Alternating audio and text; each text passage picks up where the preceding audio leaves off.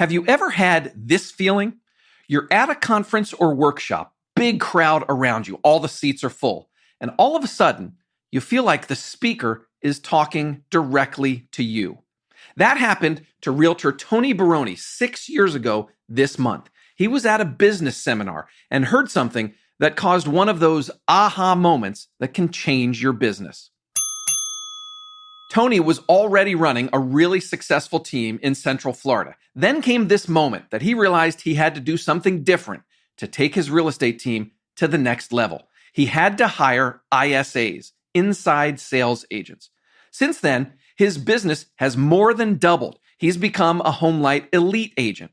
And over the next 2 episodes, Tony's going to share exactly how he did it, from hiring to training, how they handle new and old leads, how to know if you're ready to hire ISAs yourself.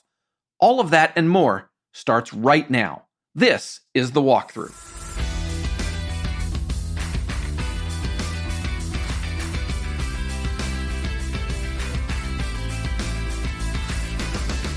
Hi, everyone. Welcome to The Walkthrough. My name is Matt McGee. I'm the editor of HomeLight's Agent Resource Center. The Walkthrough is HomeLight's weekly podcast. We have new episodes that come out every Monday. Click subscribe or click follow on Spotify. That way you get all future shows automatically. This is the show where you will learn what's working right now from the best real estate agents and industry experts in the country. At HomeLight, we believe in real estate agents. We're on a journey to find out how great agents grow their business, stand out from the crowd, and become irreplaceable. If you want to get involved in the show, you want to get in touch with me, you can leave a voicemail or send a text. The number is 415-322-3328. Again, 415-322-3328. You can also send an email. It's walkthrough@homelight.com, or just find me in our Facebook listener community. Go to Facebook, do a search for HomeLight Walkthrough, and the group should come right up. There's only so much you can do. The more successful you are, the sooner you max out your production. Whether you're a solo agent or running a team, you have to decide, am I happy and satisfied with where I am, or do I want more? Do I want to sell more homes? Do I want to help more clients? Do I want to make more money? And by the way, there's no right or wrong answer. That's the beauty of being a self-employed business owner. You get to decide what's right for you. Today, you're going to meet Tony Baroni. He reached that point 6 years ago. His voicemail was full every day. His team was slammed with clients and leads. They weren't giving their clients a good experience. Essentially, I was just trying to survive every day. That's when Tony decided it was time to create an ISA department. Inside sales agents who would answer the phone and work with new leads, then decide which ones to pass on to one of the team's agents. It worked. Today, the Tony Baroni team is 18 people strong. That's both agents and admins. They have offices in Tampa and Orlando, Florida, and they're so good at what they do, we invited them to the HomeLight Elite program a few months ago. That means Tony and his team are among the top 1% of agents on HomeLight's platform. Over the next 2 episodes, Tony's going to share exactly how ISAs helped take his business to the next level. We're going to talk about everything from hiring to training to paying ISAs to exactly how they operate inside a successful team, how they handle new leads, how they work with other agents. That's all coming up this week and next. And we're going to cover it all in order. So today, we start at the beginning. The moment those bells rang, that ding ding 6 years ago. So what happened? Take me back to 2015. Tell me what your business was like then, and what happened to sort of get you on this path of saying, I need to start bringing some ISAs in. Yeah, so 2015, it was January, actually, 2015. And I about every 5 years, I like to go to Tony Robbins seminar. And I did Unleash the Power back in 2010, did the fire walk, did the whole thing, life-changing for me at the time, super cool. And really my takeaway on that was after I walked on fire, bare feet, anyone familiar with that or has done that, it's 1100 degrees to 1500 degrees barefoot. You walk on these coals, right? And literally walk on fire, and it doesn't burn your feet. And really, after you do that, you realize it's all mindset, right? Like what you set your mindset to essentially becomes your limitations, right? So fast forward 5 more years, I'm like, okay, I think I'm ready for another Tony Robbins seminar. So I went to Business Mastery with Tony Robbins down in South Florida. And first moments I was in the room, Tony was standing like right next to me, because it's actually a very intimate setting. There's only maybe 1,000 people at the most. And he walks around the whole time. He's standing right next to me. He's like, I think he was talking to me, man. He's like, if you're on your phone and trying to figure out how you're going to survive like the next 5 or 6 days with me, and you're worried about losing business, and you feel like you have to be on your email and text messaging the whole time, then just know you don't have a business. And I'm like, look up. I'm like, he's talking to me, right? He's totally talking to me. And I was stressed, trying to get out of town, and then I'm trying to do all this stuff. And I had a good sized team already at that point, several people, and I just didn't have it like set up where I could ever have time off, essentially. And I thought that was normal because I'm a realtor, right? And I'm like, I just need to be on all the time, and just the way it goes. So he taught me at Business Mastery. My big takeaway of that week was really, you have to answer your phone, and you need to get back to people immediately. And the stats were very simple, Matt. They were in the first 5 minutes. If you answer your phone or you call someone back within 5 minutes, you have an 80% chance to do business with them. And if you wait till 10 minutes, it went down to 5%. So I'm like, oh my God. So after 10 minutes, essentially, you're not going to get their business, was my big takeaway. You already had a team at that point. So you have agents that are working for you. I assume you have admins that are working for you, a transaction coordinator.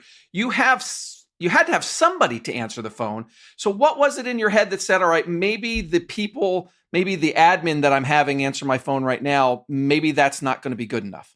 Yeah, because they were always on the phone too, because I had one at that point. I had one admin, and we were doing, I think, about 115 transactions a year. So, she's pretty busy. She was extremely busy, handling about 80% of all the stuff, right? And so I realized it wasn't fair to her. And then my buyer's agents are all busy running appointments every day. So I'm like, I need to create a department that helps me answer the phone, and then they need to be even better than my agents are at it, or myself, and be able to answer their questions, make sure they're comfortable, and then hopefully set an appointment so we can do business with them. So that's what we did. And I researched it, and I found out there were some Keller Williams teams at the time that were doing inside sales, and kind of coined the phrase ISAs for inside sales agents or inside sales associates, depending on who you're talking with. So I'm like, okay, I'm going to do that. So I researched and figured out there was a handful of friends that I knew, that some I did know, some I didn't know. And I called them and I just interviewed them, and they gave me 30 minutes of their time. And I said, hey, tell me the good, the bad, the ugly about ISAs. What my questions always are, if you wish you knew something right away that you would have known up front about ISAs, what would it have been? And questions like that.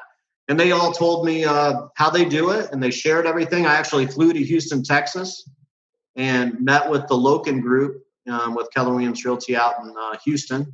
Got on a plane and shadowed them all day. And my model actually turned in to be a little more like theirs than anyone else's, very similar to theirs, and kind of made our own spin and put our own spin on it. But that's what we did. What was it specifically that you learned that made you say, all right, I need to do this and I need to do it now? Yeah, I think just, knowing that everything was going to be cared for. We spend so much time and energy to get our phone to ring, yet so many agents don't answer their phone, right? So how silly of a concept, right? You're spending thousands of dollars to get people to call you, right? And then when they call you, you don't answer the phone. So for me, it was an absolute no-brainer. And I just needed to find the right who and figure out kind of where to start. And probably one of my superpowers would be just getting things started. I'm not afraid to get things going and then make adjustments as I need to. And I think that's one of the fastest ways you can learn is you just get it going. You realize you don't have it perfect, but you go out and try to find the right model, right? Talk to the right people that's been there before you have, and hopefully model it and do a little R&D, repeat and duplicate, and then put your own spin on it as well.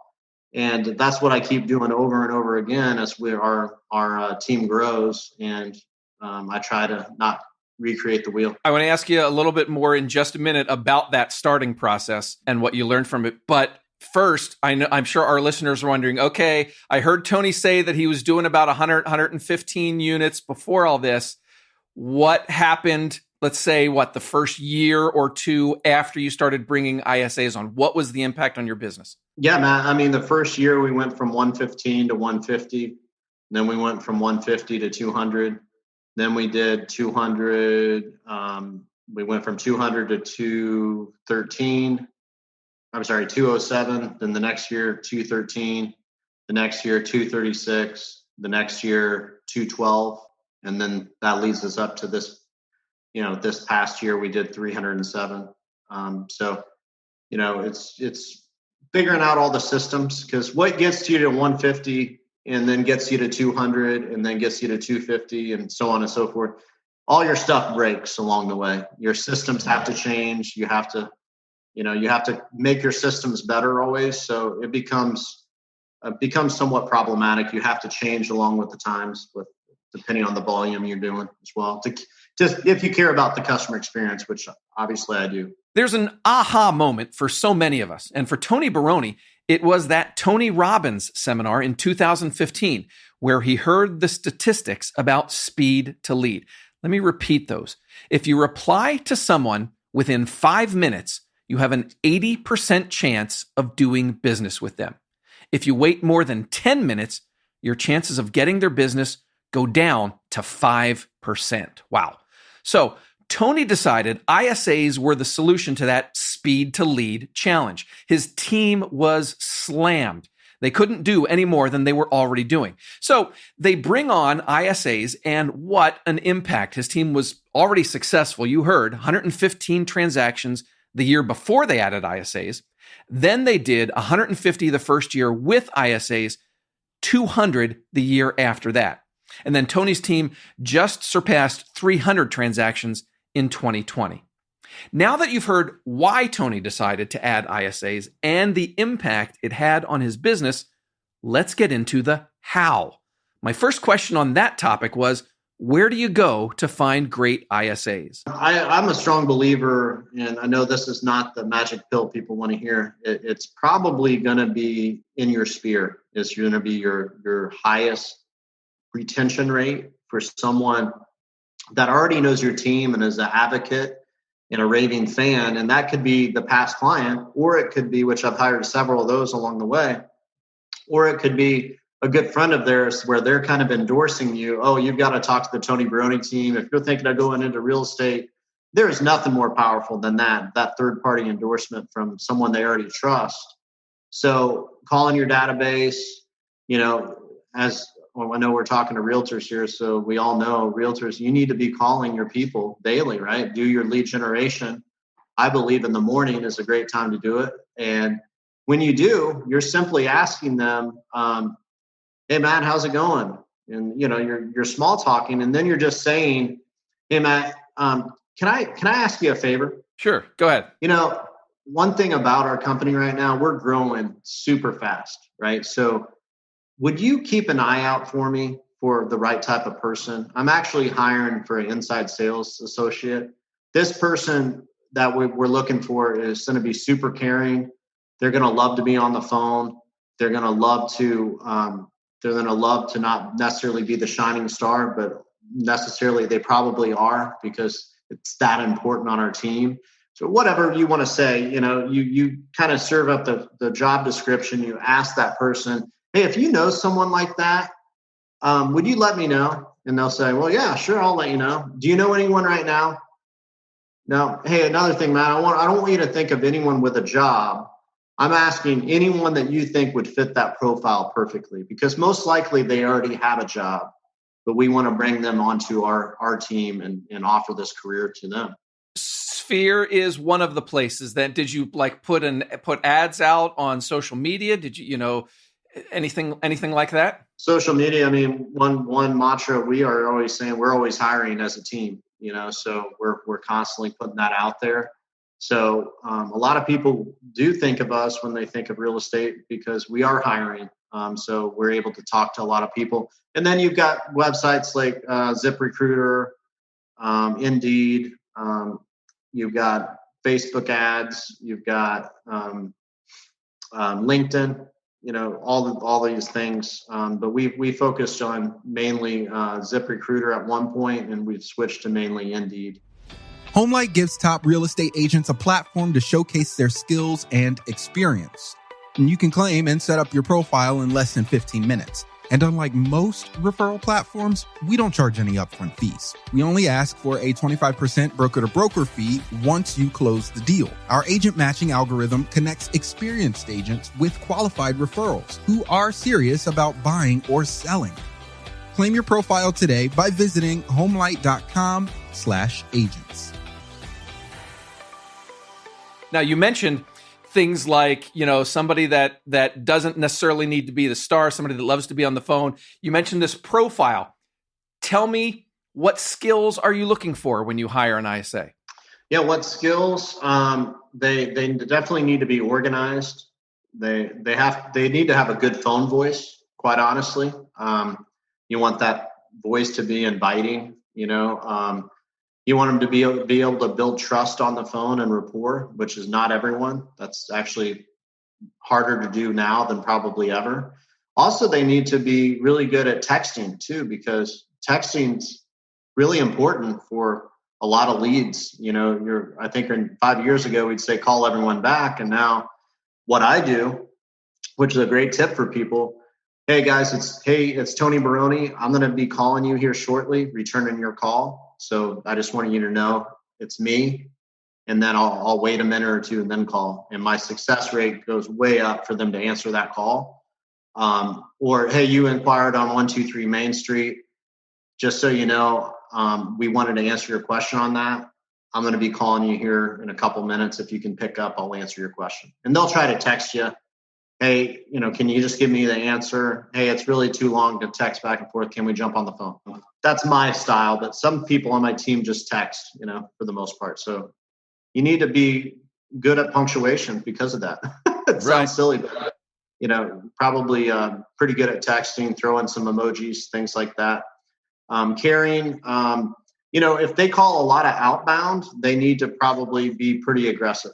They can't roll up in a ball and feel sad if someone tells them no, right? So if you have someone more outbound, they need to be able to handle rejection at a high level. I was going to ask you how important sales experience was, like somebody that like maybe is a salesperson at the, the local furniture store, or they're the salesperson at the, the AT&T or the Sprint store or whatever. Does that experience help with being an ISA? I think so. Yeah, I think so. I think the most experience is if you're a realtor, because if you've been a realtor, you kind of know what you would run the appointment, right? So if you have never been a realtor, it's hard to gauge if you would run that appointment or not. So I always tell my ISA, would you run the appointment or not? Like you're not sending people on a wild goose chase of non-qualified people that you don't want the agents to feel like you're wasting their time. So, and you also, not everything's going to be a slam dunk. So you just need to kind of evaluate. Obviously, safety is a big concern. You need to make sure that, you don't get the creeper alert when you're talking to someone, and make sure you're leading them in the right place. But if you're an agent, you probably know that at a pretty high level already, whether you would run the appointment or not. I know you want to hear what exactly the ISAs do on Tony's team. Do they do inbound and outbound leads? Do they only work new leads, or do they also communicate with past clients? What happens after the ISA hands over a lead to an agent? I promise we're going to go really deep into all that in part 2 of this series next week. But I also want to make sure we go deep into the hiring process now, because if you don't find, screen, and hire the right ISAs, you're asking for trouble. You're going to be wasting a lot of time and money. And speaking of money, that's where our conversation went next. How do you pay your ISAs, and how much do they make, if you're willing to share that? But at least how do you pay them? Is it commission, salary, some sort of mix? Yeah, so we do a mix of salary plus bonus, and I think it depends on where you are in the country, what the salary needs to be. For example, I was talking to a friend of mine in California. He has a team similar to mine, and there it's straight up 6-figure salary if you're going to have an admin. It's just the way it goes, right? So it depends on where you are. So you need to look at your cost of living.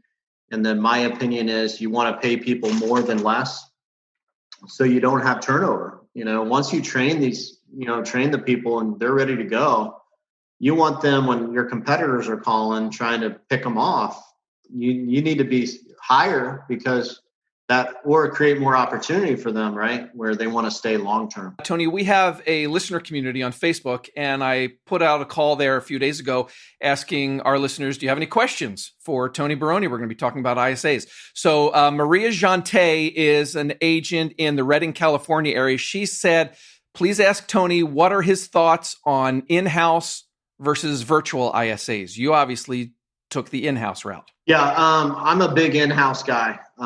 Just what I've chosen, because I like to be able to customize it the way I want, and I think it has its challenges not being in-house on,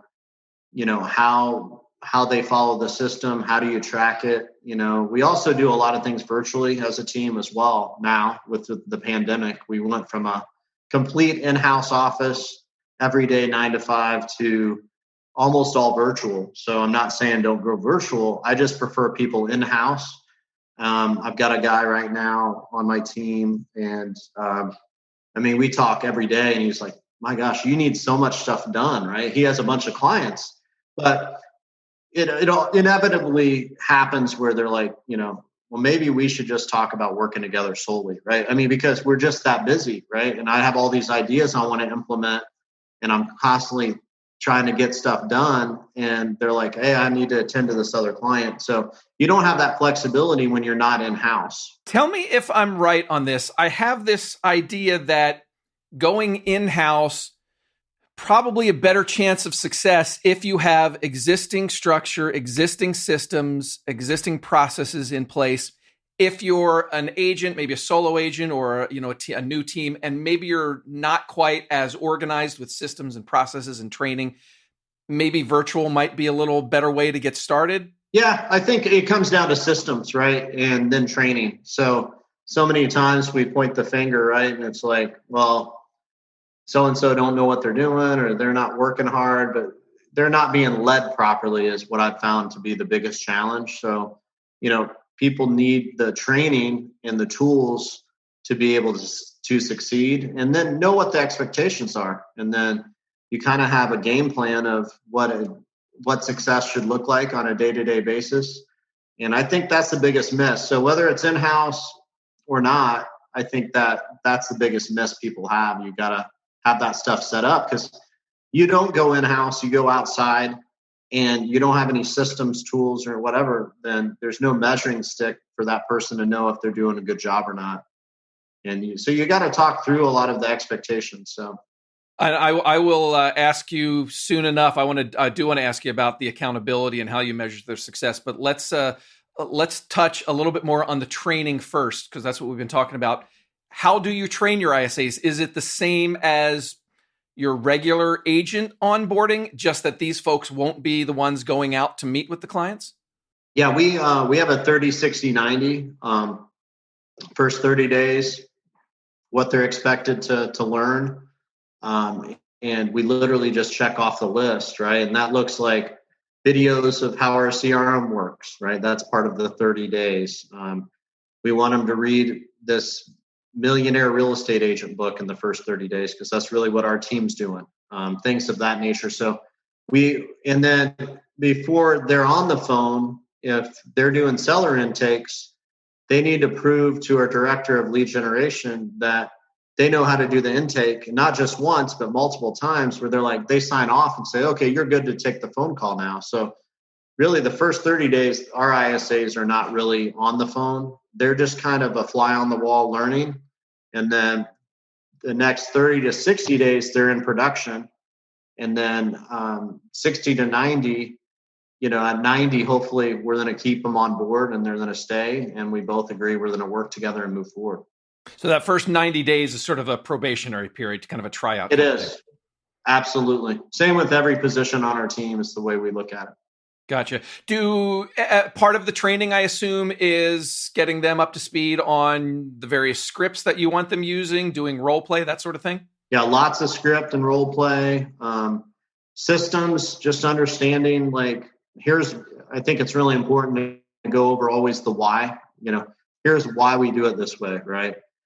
We call the day of the appointment to confirm the appointment because we want to be set like a setting of a doctor's office of that professionalism before we go out on that appointment. We want to confirm that day.